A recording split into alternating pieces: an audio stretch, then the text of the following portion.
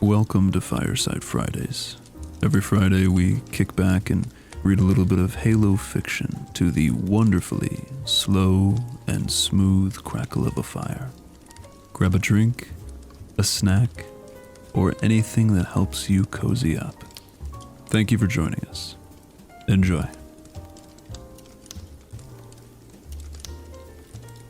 All right, ladies and gentlemen, thank you for joining me on the Season 3 premiere of Fireside Fridays.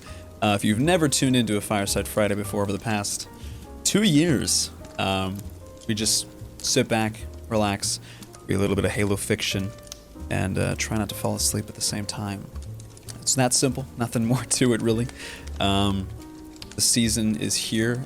We started out doing this 2 years ago, and then after a while it kind of dropped off, and then the following year I decided to make it a seasonal event. So this will be running every Friday until the end of January. There are a few Fridays we may have to miss. I calculated it out to be about probably 10 episodes. But today, and for the season, we will be reading Halo Shadows of Reach. Now, we attempted to do this a year ago in preparation for Infinite. Thankfully, it was delayed a year, though. And unfortunately, we did not get all the way through. We only made it about a third of the way, and some complications arose, and just bad timing, I would say. But we're going to reattempt now and try to get you prepared and ready for Master Chief to continue the story in about a month. It's crazy to think that it's so close, but I will I'll stop talking and we'll get to it. Again, thank you for joining me. Hope you enjoy. This is Halo Shadows of Reach, and again, these episodes will be running every Friday. In case you do miss it, or you do have to step away or something of the sort, these will be uploaded to the Clips channel. In case you'd like to go back and listen at any time. But this is Halo Shadows of Reach by Troy Denning for Elliot Courant. Courant? Hope I'm saying that correctly. Apologize.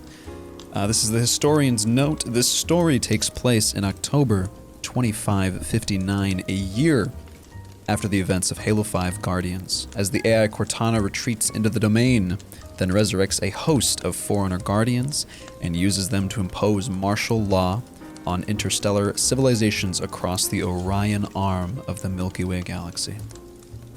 So, again, the story takes place 1 year after the events of Halo 5 Guardians.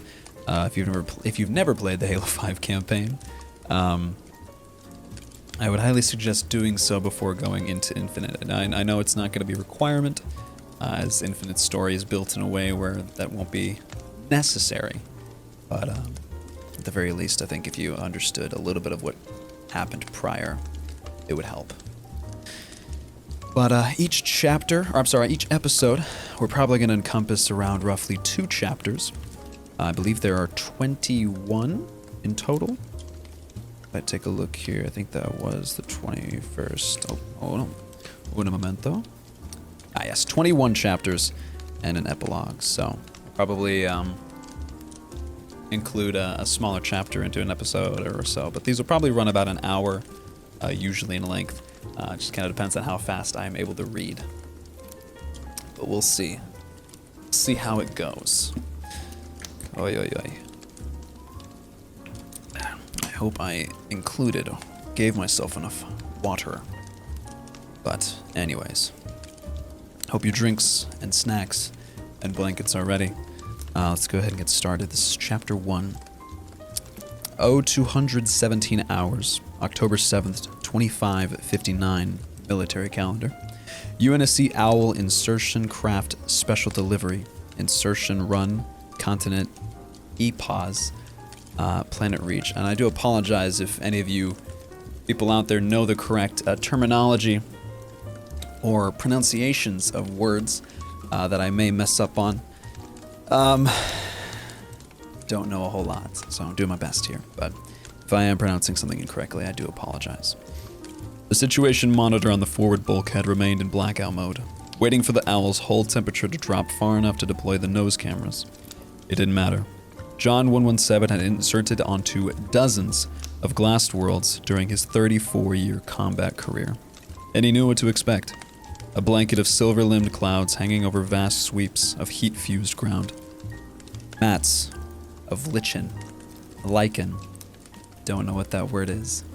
I'm gonna go with lichen, because it's a CH. We'll do our best. And algae starting to take hold in scattered pockets of dust and mud. Black-bottom ponds licking at mirror-smooth shores. Spider-veined river systems draining into half-empty seas. And not much else. The Covenant was gone now, save for a few holdout factions still clinging to their hatred of humanity or a lost hope of transcendence. But during the war, the aliens had rained monsoons of hot plasma down on hundreds of worlds, burning soil and melting bedrock, boiling oceans and filling the air with superheated vapor. Any creature that had escaped instant incineration had suffocated on superheated smoke, or seared away its feet, fleeing over molten ground, or emerged from hiding to eventually starve while wandering barren expanses of ash-impregnated lechatlerite. I remember that one. That was a fun word from last year. It's repeated a lot here. Wonderful. Nothing survived a Covenant plasma bombardment. John knew that. But this was Reach, the closest thing to a home he and his fellow Spartan 2s could remember. And he wanted to see for himself how it was faring these days. He needed to. Operation Wolf was supposed to be a simple mission. Just a 2-kilometer descent into the ruins of Castle Base to recover the assets Dr. Catherine Halsey needed to save galactic civilization, again, from a rogue AI. Cortana. 2 years ago, Cortana had been John's AI, residing in his Mjolnir armor, connected to his mind through a port in the back of his skull. And she... Damn. It was happening again. John could hardly think of Cortana's name without finding himself in a battle against his own thoughts, replaying the entire incident in his mind and wondering what he might have done differently. It wasn't a bad neural lace or hypnotic suggestion or anything like that. He checked his heads-up display for the go time. ETA, 27 minutes. Enough of a window to get himself sorted and focused. John had known before their last battle together that Cortana was descending into the final stages of rampancy, sort of inevitable AI schizophrenia, as her mind literally outgrew its neural matrix after 7 years of existence. But with the fate of humanity hanging in the balance, he had allowed Cortana to infiltrate the control systems of a primordial enemy vessel, sacrificing herself so he could destroy a devastating weapon threatening Earth. And it had worked. Until Cortana returned from the dead. Things had really gone off the rails then. John had made some decisions he regretted.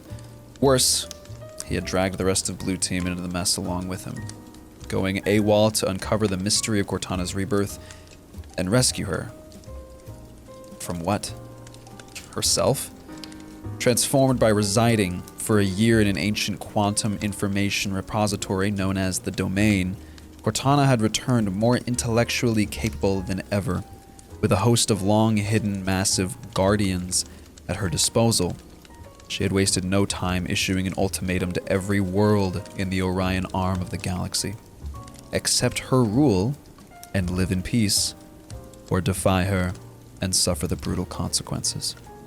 John's second-in-command, Fred 104, called it peace through menace. But that was an understatement.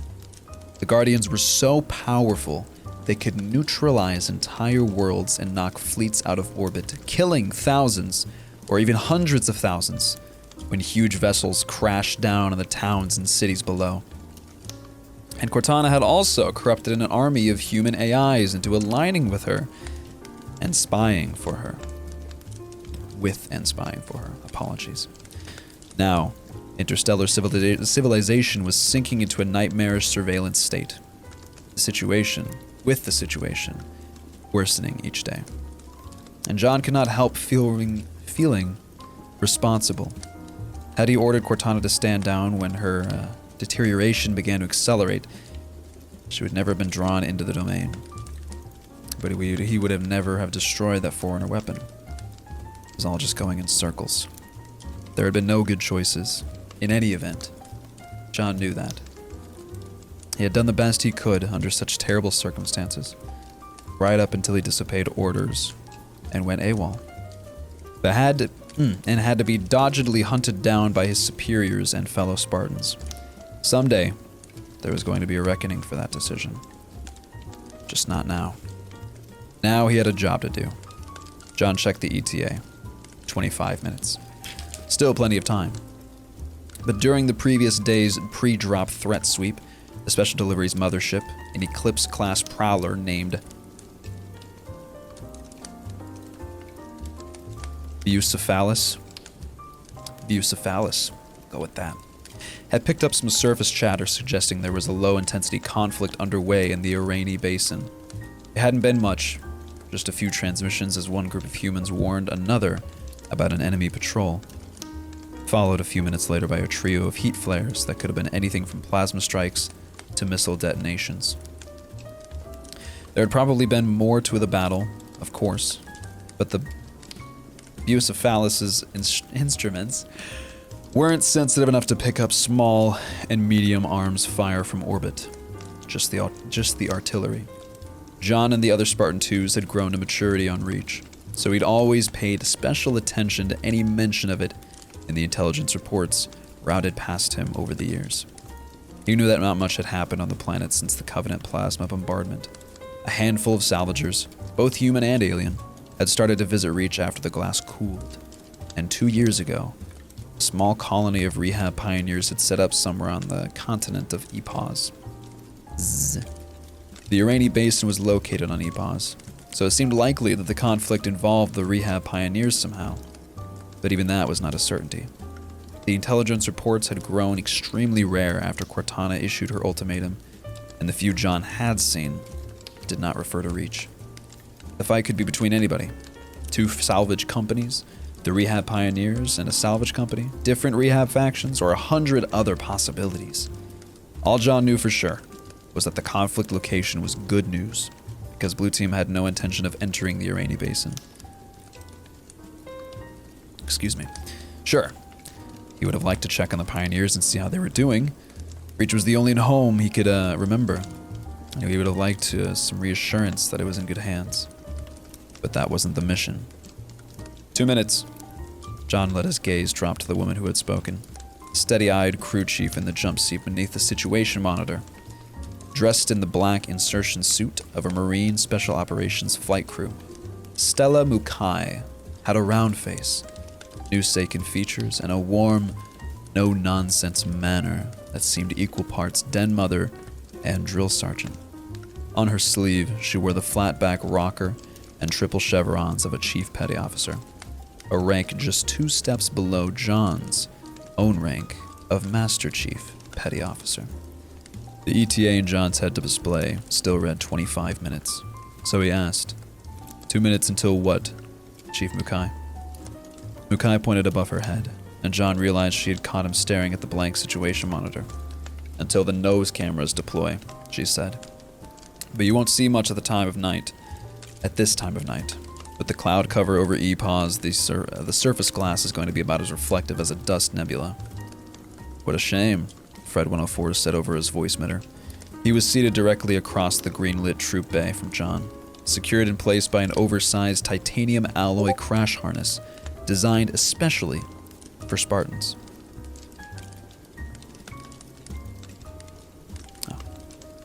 My apologies for any Discord notifications. Seems I have made a little bit of an oversight on the audio department. Grabbed the old bookmark from a long time ago, which is much farther back here than I thought it was going to be. Crikey. Seems that we made it all the way to chapter 6 last year. Will not be the case this year. We will be finishing it, but we click one little button real quick. All right, let's continue. Secured in place by an oversized titanium alloy crash harness designed especially for Spartans, a state-of-the-art insertion craft like this, and nobody thinks to install an infrared enhancement package? Mukai's brow shot up at the remark. Every owl had an infrared enhancement package, and she cast an admonishing glare in Fred's direction. The special delivery was her baby, and nobody told the crew chief how to run her boat. Not even a Spartan 2, wearing 400 kilos of Gen 3 Mjolnir power armor. Fred pretended not to notice Mukai's reaction, tipping his helmet back so that the faceplate was angled up toward the monitor.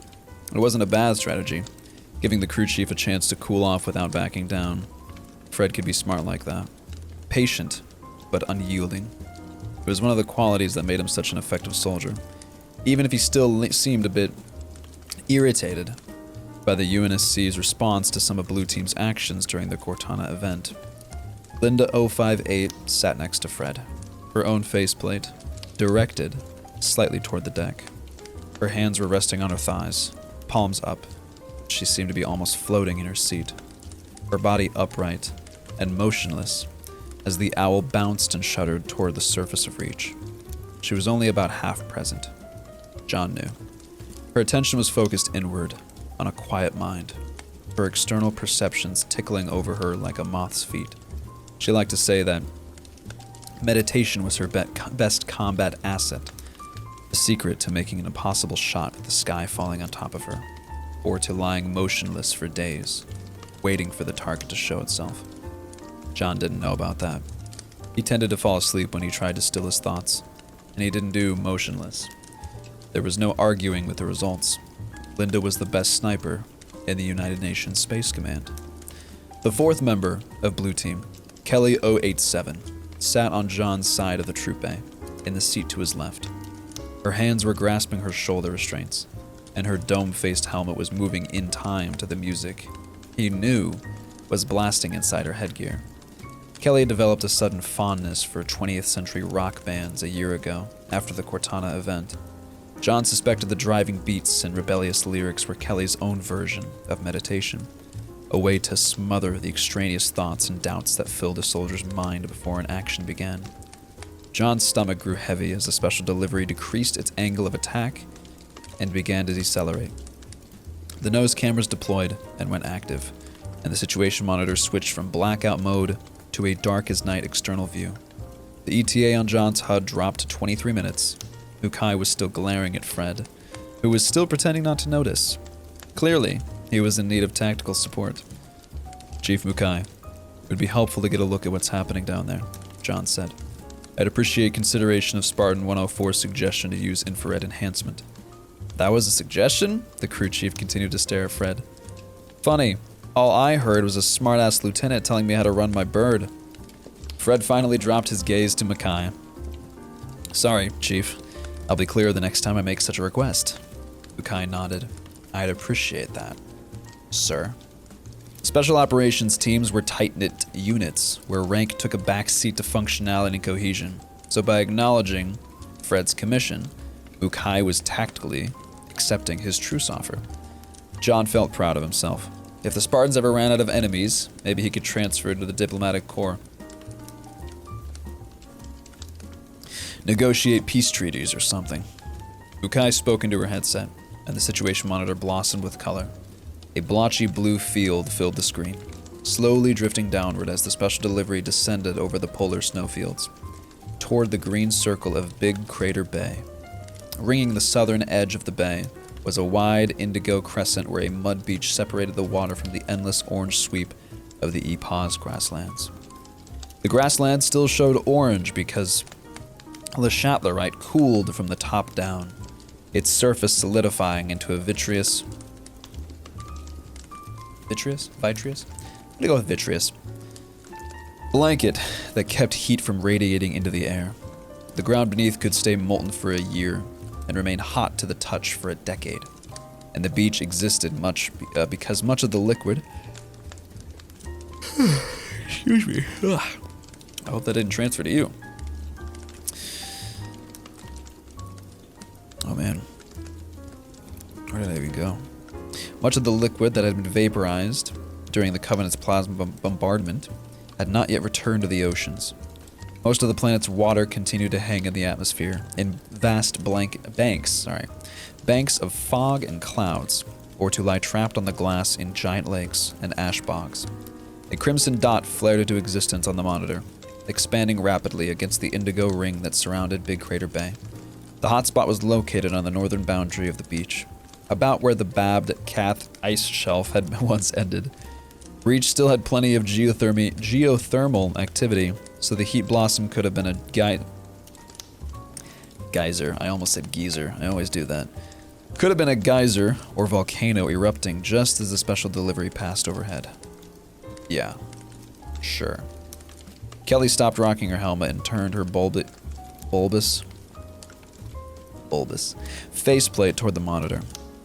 They are seeing this in the cockpit, she said, right? Mukai craned her neck around to look up at the display. Count on it. The dot swelled into a button-sized blur, then divided into 5 points and continued to expand. Mukai's eyes widened, and she looked back at Kelly. Trust me, they have buzzers. Rather than distract the pilots by asking for a report, John synced his HUD to the Special Delivery's combat information system and saw the open-bottom triangles of 5 airborne bandits. The configuration, a staggered polygon, had been favored by reconnaissance flights since the dawn of orbital combat. A MS-31 designator code floated beneath each of the 5 symbols. They're Seraphs, John said, all Morsum pattern. And that's a good thing? Fred asked. One of the Covenant's most durable space fighters. Seraphs could be found in the fleets of Covenant splinter groups ranging from Kigyar pirate bands to the Banished to the servants of the Abiding Truth. They were a bit graceless and ungainly in atmospheric flight, but fast, energy shielded, and heavily armed. Well, Mukai said, at least they're not Phaetons. Fred looked toward her. You're a real ray of sunshine. Phaeton exo-atmospheric fighters were Forerunner craft designed 1,000 centuries before, and still technologically far beyond anything in the UNSC fleet. Produced from self-assembling blocks of smart matter, they weren't all that sturdy, but they were well armed, with long-range mass cannons and self-guiding pulse missiles that could even teleport short distances to evade enemy fire. But the most alarming thing? They were usually attached to one of Cortana's guardian custodies.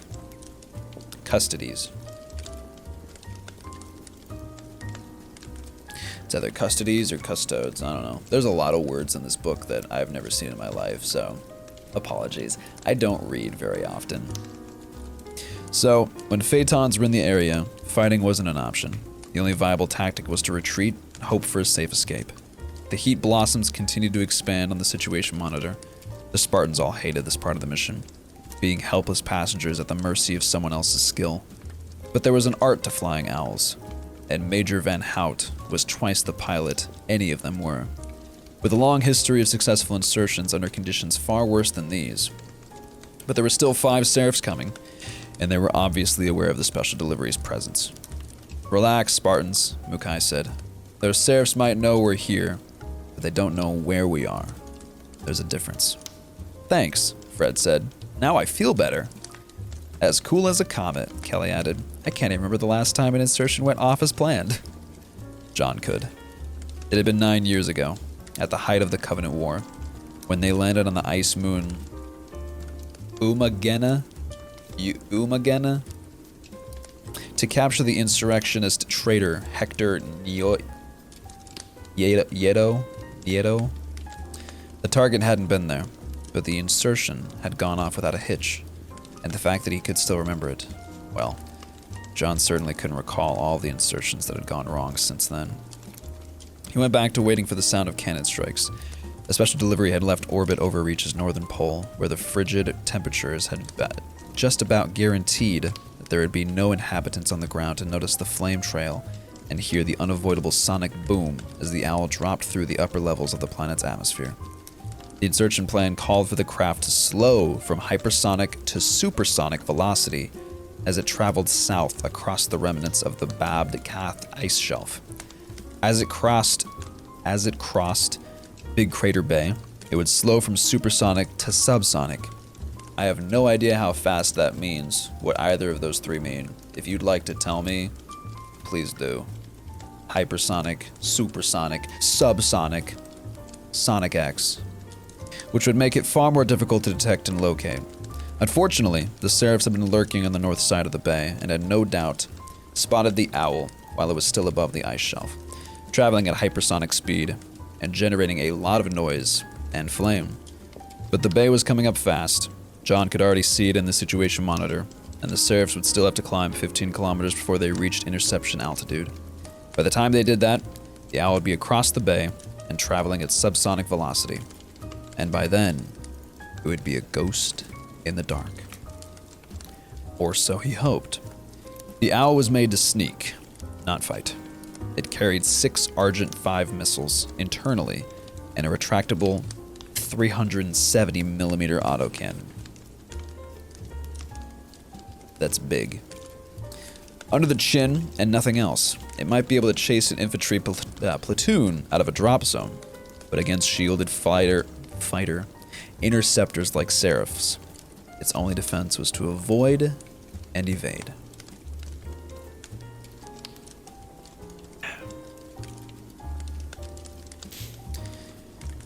The Seraph symbols on John's HUD began to arc out in a starburst pattern, trying to array themselves in a broad circle so they could triangulate on the Special Delivery's flame trail.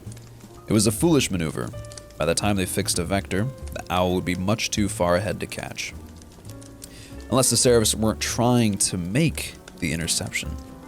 John studied the top of the situation monitor, looking for the thermal blooms of approaching craft. The blue blotches of the polar snowfields had been completely replaced by the green circle of Big Crater Bay. And, along the top edge, the orange sweep of the EPOS glasslands. But there were no more heat blossoms, at least. Not that the Special Delivery's nose cameras could resolve. The crisp voice of the Owl's co-pilot, First Lieutenant Max Chapov, sounded over the internal comnet. Master Chief, how would you feel about losing the digging equipment? John glanced toward the rear of the troops' cabin, where the team's downsized excavation equipment sat secured to the deck.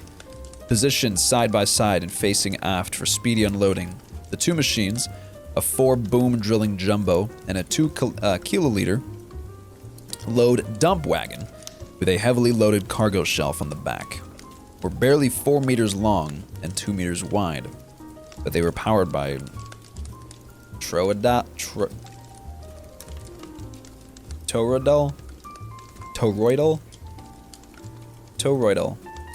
I don't know. Toroidal magnetic confinement device compact fusion reactors, and equipped with heavy-duty hydrostatic transmissions, so they were as heavy as full-size armored personal carriers. If it came down to dodging Seraph fire, a Special Delivery was going to have all the agility of a resupply pod. Why would I need to? John replied. Major Van Hout doesn't like the Seraph deployment, Chapov said, a hotshot flyer who had transferred into a crew after a Phaeton mass cannon took out the Special Delivery's last co-pilot. Max Chapov had unusual skill and quick reflexes that were the perfect complement to Esnik Van Hout's vast experience and bottomless bag of tricks. At least, that was how the captain of the UNSC Infinity, Thomas Lasky, had explained the pairing to John, though it seemed more likely that Lasky was just trying to leaven a young pilot's aggression with the wisdom of an old veteran. They're not trying to intercept us, Chapov continued. The Major thinks they could be a tracking flight. I think he could be right, John said. What's that have to do with my excavation equipment? If the tracking flight is vectoring in a wing of interceptors, I'll need a light boat to get us out of here in one piece. Any indication that's what the enemy is doing? John asked. Or who they are? There's some long-range comm chatter, Chapov said, in Jiralhane. That's not good, Fred said. Only 2 of the major Covenant splinter groups were dominated by Jiralhane. A huge pseudo-Ursine species that had supplied the Covenant with many of its most ferocious warriors. The first was an army of religious zealots known as the Keepers of the One Freedom. Excuse me. The second was a horde of mercenary raiders called simply the Banished. Both were bad news, and both employed Jiralhane pack attack tactics that made their flyers among the most feared enemies of UNSC fighter squadrons. Yeah, not good, Chapov said. And it gets worse. The tracking flight launched from the coordinates of Sword Base. Fred groaned. Kelly let her chin drop, and even Linda broke her meditation long enough to look toward the situation monitor. The Keepers and the Banished were both obsessive salvagers of Forerunner artifacts, and years earlier, a Forerunner vessel had been discovered buried under the ice near Sword Base. The UNSC had attempted to destroy both the vessel and the surrounding installation when Reach fell, but the Covenant plasma bombardment had prevented anyone from actually confirming a successful demolition. So it was possible that enough of the vessel remained to explain the presence of ex-Covenant salvagers. It just didn't mesh with why the Jiralhanae had launched a tracking flight instead of an interception mission. John continued to watch both the situation monitor and the combat information system sync to his HUD. Neither display showed a fighter cadre vectoring across Big Crater Bay at intercept velocity, but that didn't mean they weren't coming. Orbital combat control systems were not an option for stealth insertions, because a communication stream would reveal the insertion craft's presence, and sometimes its exact location. So the special delivery was limited to its own instruments, which could only detect threats approaching from below the horizon. John couldn't recall the formula for determining the distance to horizon, and he didn't need to.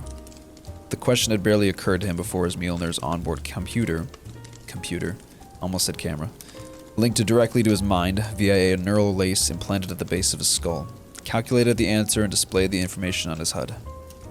Cortana used to do that. Answer his question before he could ask it.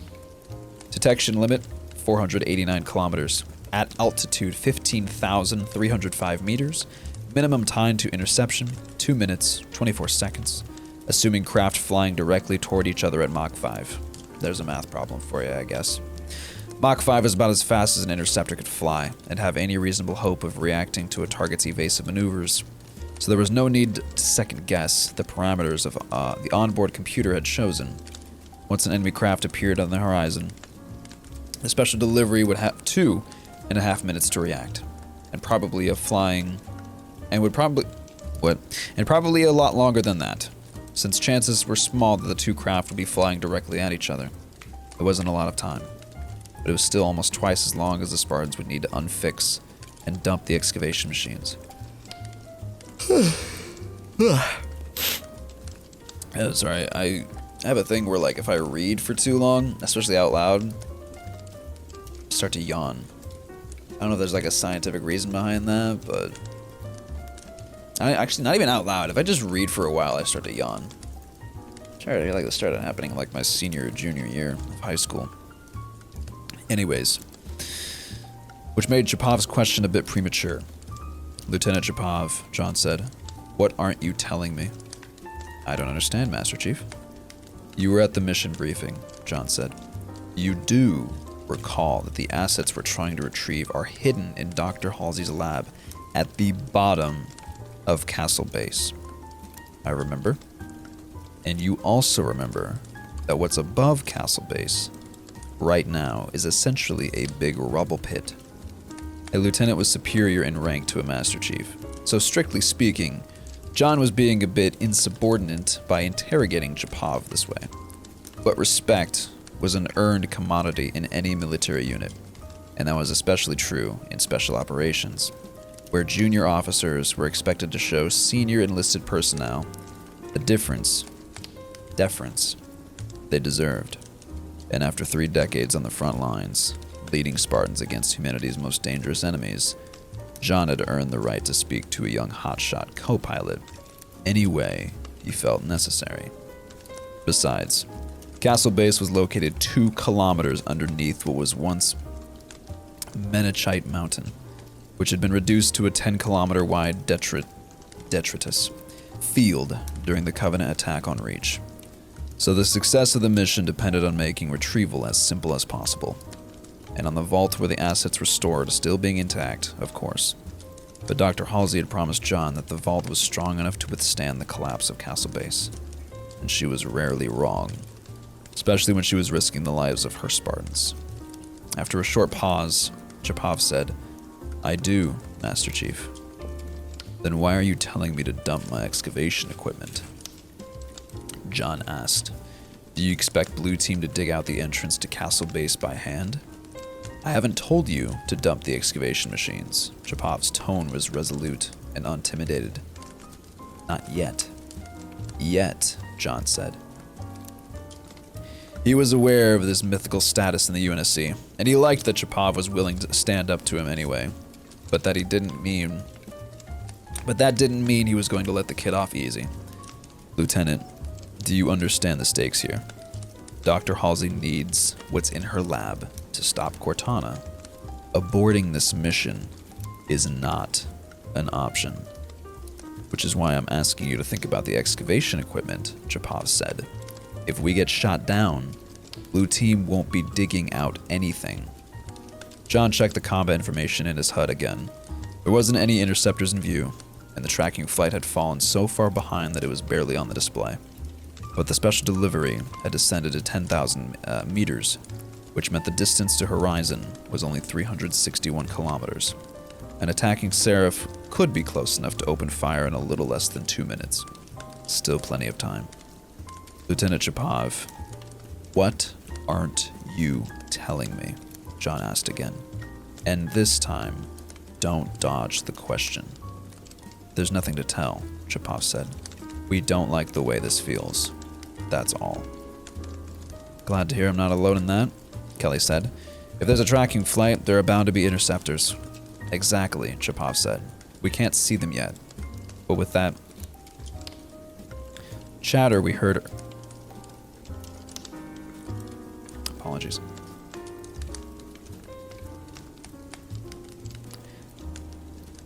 Where was I? "But with that chatter we heard earlier, you're worried about an interceptor flight coming up from a rainy basin?" John said. Oh, sorry, that was not a question. "You're worried about an interceptor flight coming up from a rainy basin," John said. "Located in the plains east of the Highland Mountains, where Menachite Mountain and Castle Base were located. The rainy basin was a vast lowland adjacent to their planned flight path, because it isn't that far off our course. It's a concern," Van Hout said, joining in, over the Owl's internal comnet. His voice sounded raspy and almost brittle. "But we should be fine." Should be. Or will be. John didn't know whether it would even be possible to dig out the entrance to Castle Base by hand. But Chapov was right about one thing. They would have no chance of success if they didn't make it to the landing site.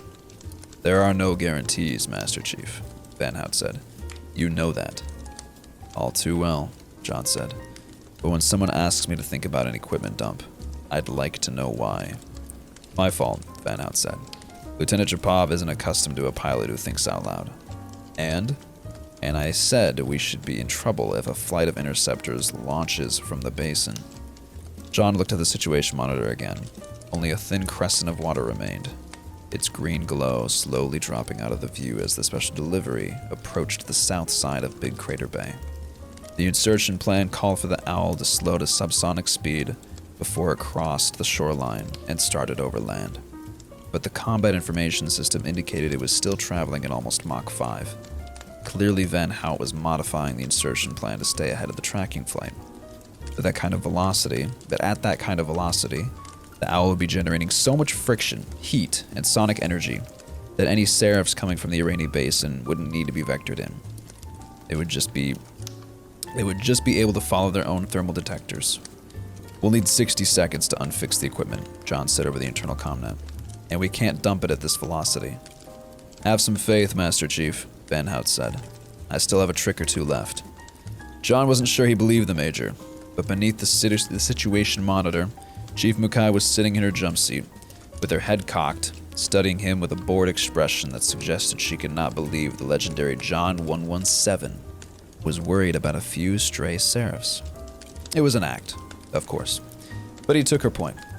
Esnik Van Hout had been flying insertion craft as long as John had been fighting the Covenant, and he would let them know when the time came to worry. "Sorry, Major. Just surprising you."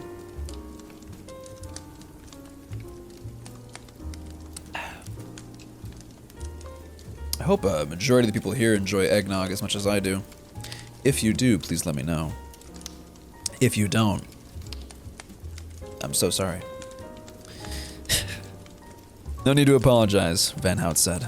I'd be nervous too if some crackerjack co-pilot started asking what equipment I could dump. Sorry, sir. Chapov sounded resentful, not apologetic. I must have mistaken your muttering for a directive. No worries, Lieutenant. You'll learn soon. Van Hout let the sentence trail off, and when he spoke again, it was an indistinct mumble. Well, didn't expect. John felt his weight pushing against the crash harness as the special delivery changed course. On the situation monitor, the last green sliver of water slid off the bottom edge as Big Crater Bay passed completely out of view behind them, and the indigo crescent of its muddy southern beach began to creep down the right side of the display. The Owl was veering southeast toward the Irani Basin. The combat information system showed it dropped through 6,000 meters, but still traveling at Mach 5. Van Hout wasn't modifying the insertion plan. He was trashing it. John watched his HUD for some indication of the problem. Saw nothing. Of course, the Owl had descended to 5,500 meters, which put his detection limit at... He found himself waiting for his Mjolnir's onboard computer to provide the answer. It was connected to his mind through the same neural lace that Cortana had used, but it was not nearly as efficient. That was only to be expected. After Cortana had corrupted so many smart AIs, the UNSC now avoided using them, substituting less capable, dumb AIs whenever possible. And someone aboard the Infinity, probably Captain Lasky himself, didn't want the Spartans taking even that much of a chance. Although their Gen 3 operating systems were partitioned to prevent an AI even a smart one, from interfering with Mjolnir's functionality. On this mission, they were carried only I don't know where I saw that word. On this mission, they carried only upgraded versions of the same onboard cameras. What? How did I read cameras? They carried only upgraded versions of the same onboard computers that had supported their Mark IV prototypes 30 years earlier. A half-second later, the answer appeared on John's HUD. He still expected to hear her voice as a part of it. No matter how efficient his computer was, it didn't fill the void left by Cortana's absence. That hadn't changed. And John doubted it ever would. Detection limit 288 kilometers. At altitude 5,462 meters. Minimum time to interception 1 minute 24 seconds. Assuming craft flying directly toward each other at Mach 5. Depending on where the trouble was coming from, Blue Team would have only about a minute and a half to dump the excavation machines. That didn't much matter, because at Mach 5, the Owl would be ripped apart as soon as Chief Mukai dropped the rear loading hatch. Armed decoys. Hold up. Holy. Shnikes. Armed decoys, Van Hout said. At this speed? Chapov's voice broke an octave high. Sorry. At this speed? We'll disintegrate the second we open. When I need your opinion, Lieutenant, I'll ask for it. Van Hout delivered the rebuke so calmly that John wasn't quite sure if it was intended that way.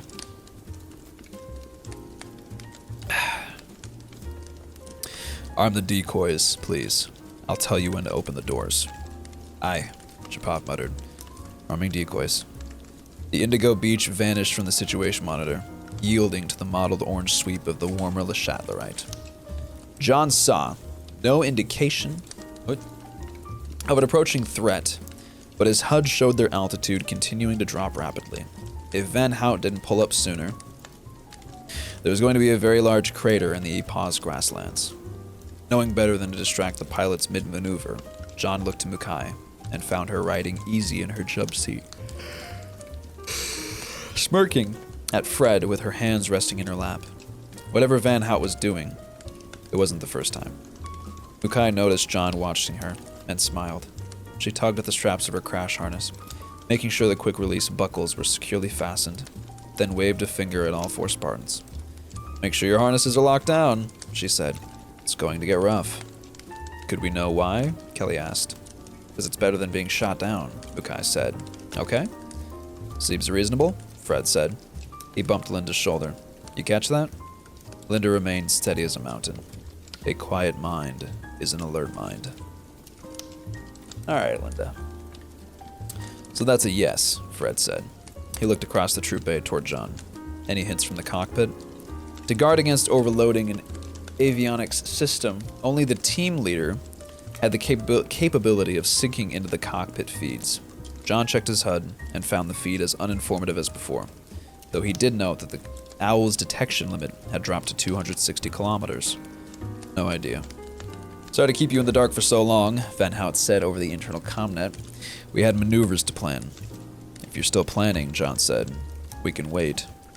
We're used to waiting, Fred added. We're infantry. No need, Van Hout said. I can fill you in while Lieutenant Chapov disables the missile ignitions.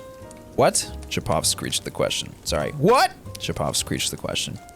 Disable the ignition systems on all 6 missiles, Van Hout said. Must I give you every order twice? Of course not, sir. Disabling ignition systems on all 6 Argents. Thank you, Lieutenant, Van Hout said. Now, Master Chief? Yes, sir. You may have noticed that I've abandoned our insertion plan. I had, Major, John said. I assume you have a good reason. I'm afraid so. As we were crossing Big Crater Bay, I noticed some beyond the horizon launch flares. Ah, John said. Given the tracking flight we picked up, weren't we expecting that?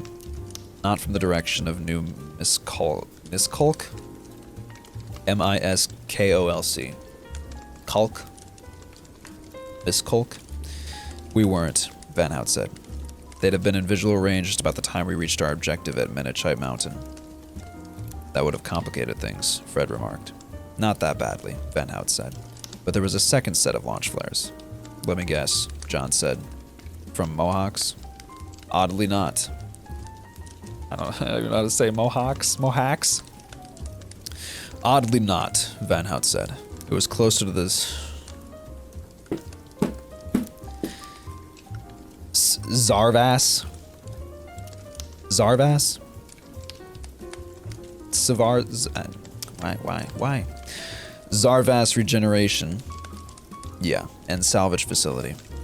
They're trying to box us in then, Kelly asked, completely unfazed. How are their chances? That depends on how many launches I didn't see, Van Hout said. So far, we have flights launching from the ruins of 2 UNSC sites, Sword Base and the Zarvas salvage yards, and an urban center where I'm fairly sure there would have been some UNSC administrative facilities. John understood Van Hout's concern. Reach had once been a vital support world of the UNSC, a supplier of vast amounts of war material and home to more bases than John could name. Given the low-intensity conflict in the Irani Basin, it was beginning to sound like there was an entire horde of raiders foraging the planet's old UNSC installations. Ugh. Crikey.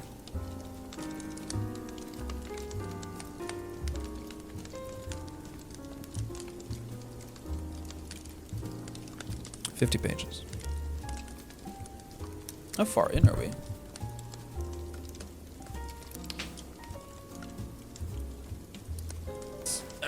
We got time.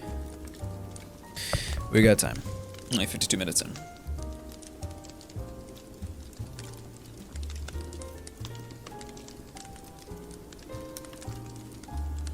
Dress pants are dumb.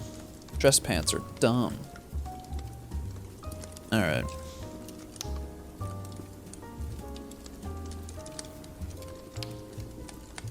Only 20 pages in.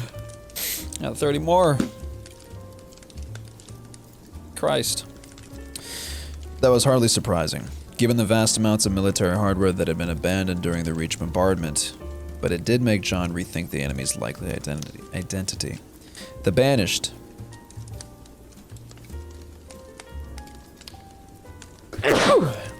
Excuse me. Oh. Ah. The Banished and the Keepers of the One Freedom loved to forage foreigner sites, but neither group had much interest in UNSC technology. Certainly not enough to launch a continental-scale salvage operation. Both organizations were predominantly alien, and human equipment just wasn't that valuable to them. What about the Highland Mountains? John asked.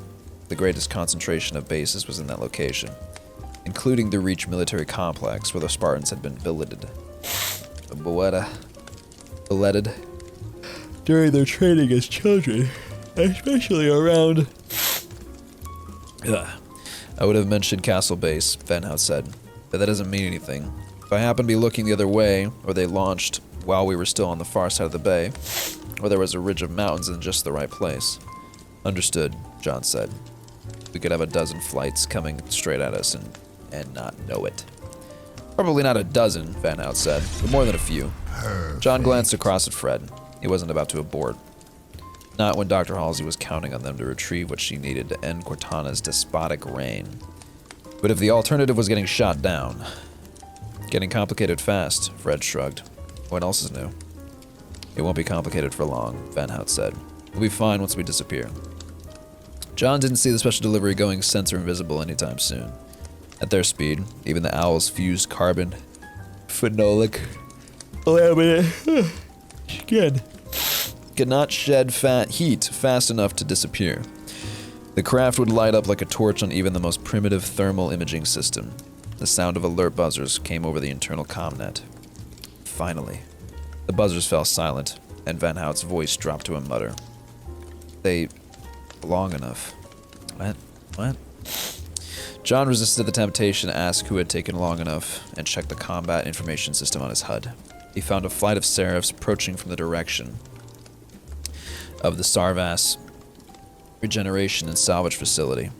The display listed their range as 508 kilometers, well beyond the owl's detection limit, which he found puzzling until he noticed the Seraph's altitude and realized they were still climbing in an effort to maximize their own detection ranges. So the enemy didn't have an orbital combat control system either. The Seraphs would be using their onboard sensor systems to hunt down the special delivery, which John might have found comforting had the owl not been dropping below 4,500 meters altitude at Mach 5, trailing a sonic wave that had to sound like an artillery barrage to anyone approaching from the right vector. You're beginning to worry me, Van Hout whispered. Now where are the rest of you? Sir, Chapov asked. Are you talking to me? Are you piloting a Seraph, Lieutenant? Of course not. Then I'm not talking to you, Van Hout said. How are my missiles coming? Disabling the ignition system on the 6 Argent now. Good. Van Hout's voice lowered to a whisper again. Going to be dropping them any... The alert buzzers sounded, and 2 more Seraph flights appeared on the combat information display on John's HUD. The first was the tracking flight that had originally spotted them, now approaching from the direction of Sword Base at Mach 10. The second was an entire squadron of 10 additional Seraphs approaching from New Miskalk at Mach 9. Both flights were diving down from altitudes of slightly less than 10,000 meters, being vectored in by the high-flying interceptors from Zarvaz. They would need to decelerate soon or risk overshooting the special delivery. Lieutenant, Van Hout said, is that last missile ready yet? Negative, Chapov sounded irritated. I mistyped the override code. Imagine that, Van Hout chuckled. Relax, son. We're in no big hurry.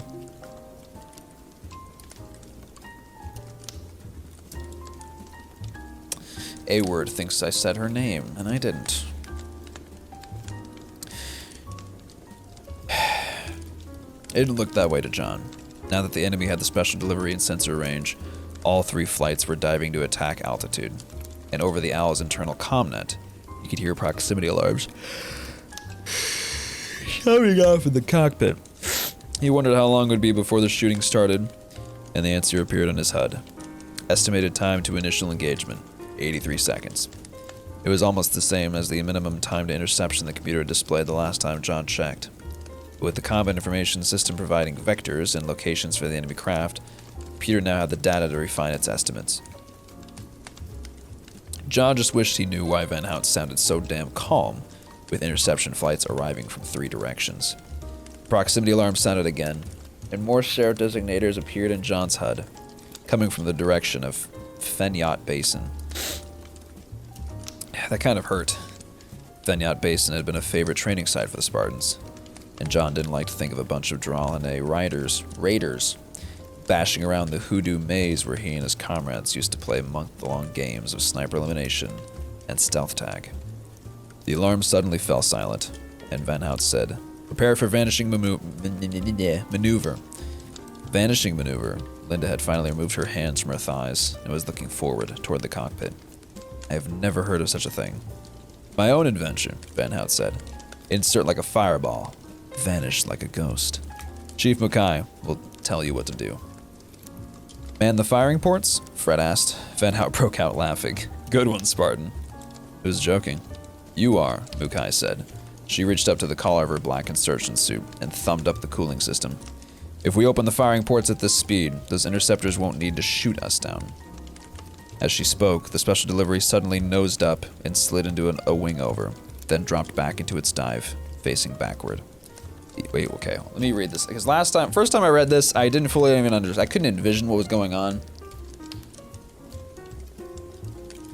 And I'd like to, because this book was confusing to read for a second. As she spoke, the special delivery suddenly nosed up and slid into a wing over, and dropped back into its dive, facing backward. What's a wing over?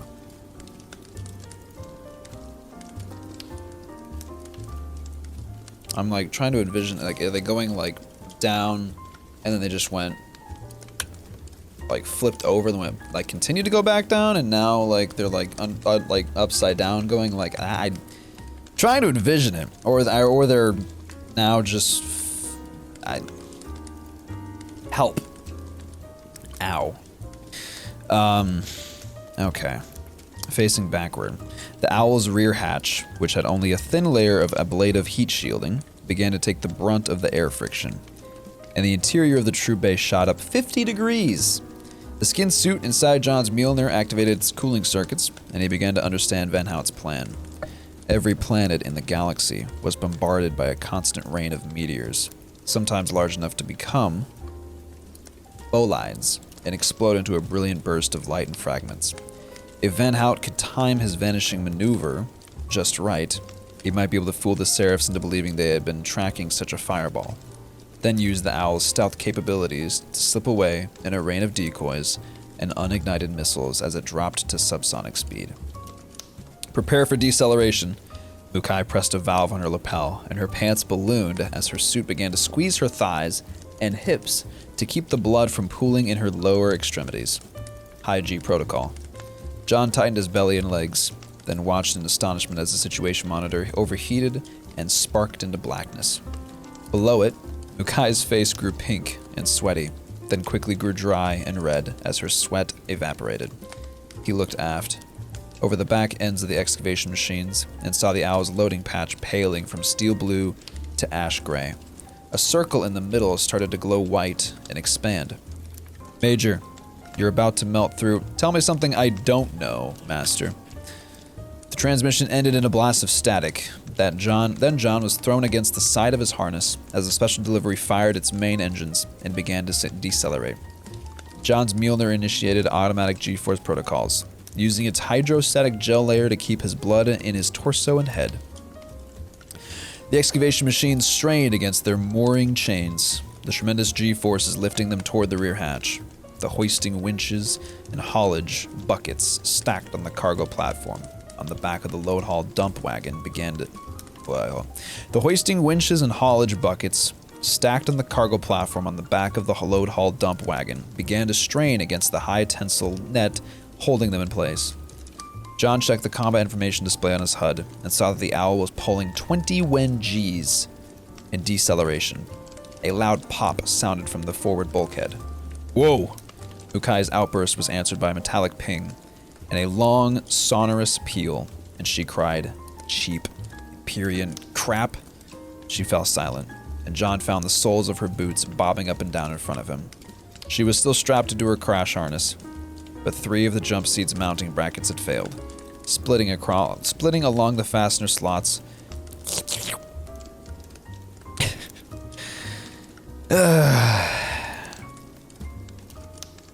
Where was I even at? Failed, splitting along the fastener slots and pulling off the bulkhead bolts. Her arms were draped over the sides of the chair, limp and swinging in the green light. and it seemed apparent she had blacked out after her exclamation. John's HUD showed 23 Gs, and the Special Delivery's engines were still firing. He and the other Spartans could handle another 15 Gs before they had to worry about blacking out. But it was a wonder the pilots were still conscious. The last mounting bracket on Mukai's jump seats pulled away from the bulkhead, a long split opening between the fastener slots. In another breach, she was going to pull free and fly toward the back of the troop bay. John extended an arm to catch her, as did Fred and Kelly. But when the flange finally failed, it was Linda who plucked Mukai out of the air and clamped her tight to her Mjolnir's breastplate. Even with powered armor, Linda's arms shook with the effort of keeping the chief from flying free. Van Hout's voice sounded over the Owl's comm channel. Launch decoys. John checked the combat information display and saw that the Special Delivery had decelerated to Mach 2.5. Protocol dictated that decoy doors remained closed at anything above Mach 2, but he assumed Van Hout knew the Owl's actual tolerances far better than he did. At least he hoped so. Lieutenant, Van Hout's voice was strained, as it should have been. The combat information display showed the deceleration force hovering at 25 Gs. Oh, hell. Launching. Special Delivery shook violently as its nose began to slew back and forth as air pushed into the decoy bays, and Van Hout fought to retain control. Two sharp clangs sounded aft. John looked back to see the rear section of the drilling jumbo lifting off the deck, a pair of broken D-rings dangling from the mooring chains. Mid-maneuver or not, he had to warn the pilot. Major, dropping missiles. Special Delivery pitched and wobbled as thousands of kilometers per hour wind entered the open missile bays from the wrong direction. The drilling jumbo slammed down on its rear tires, then began to buck wildly as the deck rose and fell beneath it. Cut thrust, John shouted. Cut. Van Hout killed the drives, but the Special Delivery's nose had already come up again. The deck rose beneath the jumbo. The heavy machine slid aft and crashed into the loading hatch. The entire Owl shuddered, and the port safety bolt snapped free and ricocheted off Linda's armor. A wedge of darkness appeared along the far edge of the loading hatch. Then a shrill whistle filled the troop bay, and 1,000 kilometers per hour wind tried to rip the Spartans out of their crash harnesses. Linda still gripped Mukai, clutching the chief to her breast like a baby. Sirens and alarms blared inside John's helmet, and the combat information flashed so many warnings in his HUD that his faceplate looked like a lightning storm inside. What's happening back there? Van Hout demanded. The craft banked to starboard, pushing the jumbo into the loading hatch even harder. Feels like I'm flying a warthog with a flat tire. Loose cargo. John hit the emergency release on his crash harness. Cease banking. Not an option. The Owl's nose began to rise. We need to come around and shed speed now. There was nothing but a hydraulic cylinder securing the port side of the loading hatch. And it was no match for the weight of the drilling jumbo. The cylinder began to extend, and the wedge of darkness continued to expand, and the hatch itself started to deform. Affirmative. John pushed the crash harness up and out of the way, attempting to secure the cargo, but the loading hatch is already taking damage. No choice, Van Hout said. We disappear now, or we have a squadron of Seraphs designating us as their destination. John stepped toward the runaway jumbo, and found the rest of Blue Team following his lead. After 3 decades, fighting side by side, it often seemed his fellow Spartans knew what he wanted before he opened his mouth to transmit it. He reached for a tie-down hook and found Kelly already holding the chain attached to it. On the other side of the vehicle, Fred had the tie-down hook, while Linda was securing a half-conscious Mukai in the crash harness Fred had just abandoned. The Owl's nose came up steeply, and even the sound-dampening transaction souls on the bottom of their sabotons were not enough to keep the heavy jumbo from dragging them aft. John's HUD was now showing the Special Delivery speed in kilometers per hour instead of Machs, which meant the craft had dropped below the speed of sound on reach. It was probably already flying in stealth mode. John reset his feet and pulled hard against the heavy jumbo. Next to him, Kelly dropped to her rear and braced a foot against the cargo platform on the back of the load hall dump machine. She was spun sideways as the jumbo continued to push into the hatch, and the hatch continued to deform. "Cease climbing," John said. "Not an option," Van Hout said. "We've got hills. Big hills." The safety bolts on the starboard side of the hatchway popped free and clattered off the LHD. And the wind slipped behind the hatch panel and tore it completely open, forcing the owl's tail down. The nose pitched upward almost vertically, and the jumbo shot toward the gaping hatch, its locked tires skidding down the slip-resistant deck as though gliding on ice.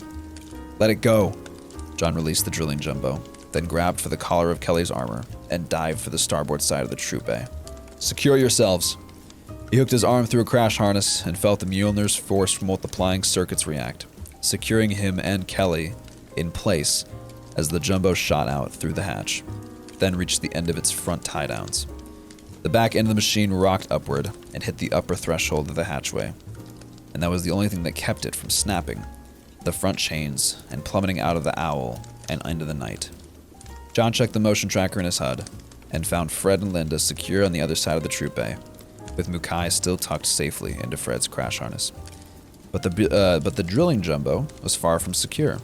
It was now hanging halfway out of the open hatch, still attached to the deck by its forward tie-down chains, rocking back and forth on its frame as the unrelenting wind tried to tear it free. Beneath it, the damaged hatch panel was catching the air, keeping the owl pitched upward like a rocket plane.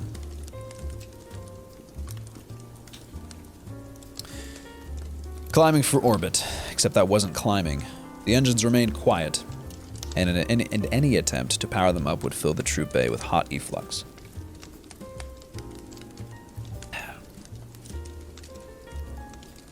John noted the altitude in his HUD. The owl was at 2,000 meters and dropping, which was pretty amazing, considering there were mountains to either side rising to 25,000 meters. The only good news was that he didn't see any seraphs following them in, though that was probably only because the mountains were hiding their sensor signatures. "Put us down," John said. "No engines." "No engines? No problem," said Japov. The co-pilot had seemingly recovered from his blackout and was now flying the owl. "We have about 10 seconds to get back into your crash harnesses." "And I wouldn't be late," Van Hout added. "Lieutenant Japov may be a hotshot, but even he can't work miracles." Kelly was drawing herself back into her seat. John did the same, then looked across the troop bay to see Fred and Linda already pulling their harnesses down.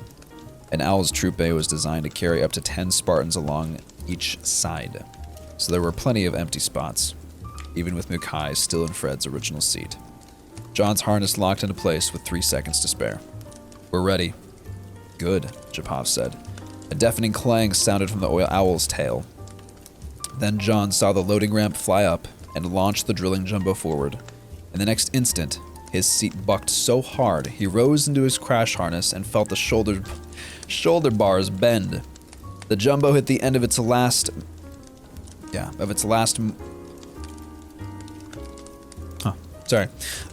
mooring chains and decelerated rapidly as they broke, skidding forward across the non-slip deck and shattering the situation monitor hanging on the forward bulkhead, then tipping toward John's side of the bay.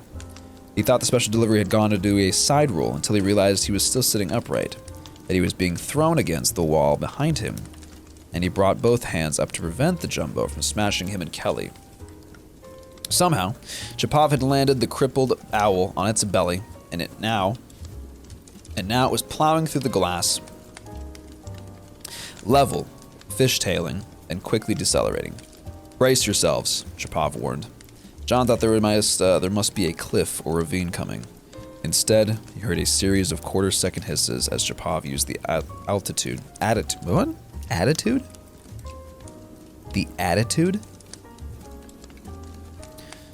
attitude thrusters to bring the owl under control. You'd think that'd say altitude, but whatever. And then a single long whoosh as the nose dropped and the craft finally slammed to a full stop. For a moment, no one spoke. John's view across the bay was blocked by the drilling jumbo. He carefully pushed it back into all four wheels and heard Mukai give a small startled cry as it crashed back to the deck. Thankfully, she was still alive and conscious again. Then Chapov's voice sounded over the intercom, relaxed, cocky, and unhurried. Ladies and gentlemen, on behalf of the pilot and crew of the special delivery, welcome to Reach. The time is 0241 military standard. I suggest you collect your weapons and equipment and exit the craft as quickly as possible. We have company on the way. All right. That is chapter 1.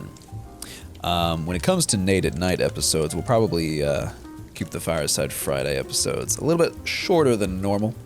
I don't know exactly how long it's been. I'm estimating roughly hour and a half. Oh, hour and a half or so. We're close to that. We're going to stop at chapter 1, considering that chapter was 29 pages long, and we are now on page 30. Chapter 2 goes another 20 pages, so we'll probably, how long is chapter 3?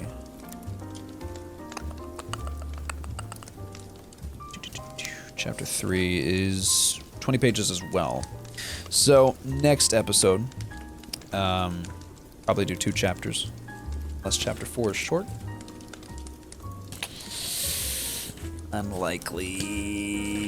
Hoi, hoi, hoi. Oh, another 20 pages. They're all like basically 20 pages. Cool. Next episode will probably be about 2-3 chapters. But for the sake of Nate at Night and the pace to not be so slow, we're going to stick with 1 chapter for the first episode, that is. Yeah. All right. That's going to do it for this first episode. I hope you enjoyed. I literally just took my finger out and lost my spot. It's okay. Right there. Hope you enjoyed your time and your listening. Hopefully you didn't fall asleep. But if you did, welcome back. Hope you slept well. But yeah, that's going to do it for me. I hope you enjoyed. I've said it like 3 times. We're going to move on to the next segment of Nate at Night, or if you're watching this in a pre-recorded manner on a site that is not Twitch, I hope you enjoy the rest of your night or day. That's going to do it for me. I'm Josiah. Hope you enjoyed. Have a good rest of your night. Thanks. Thank you for joining us on yet another Fireside Friday. I hope you enjoyed your time. Have a great night.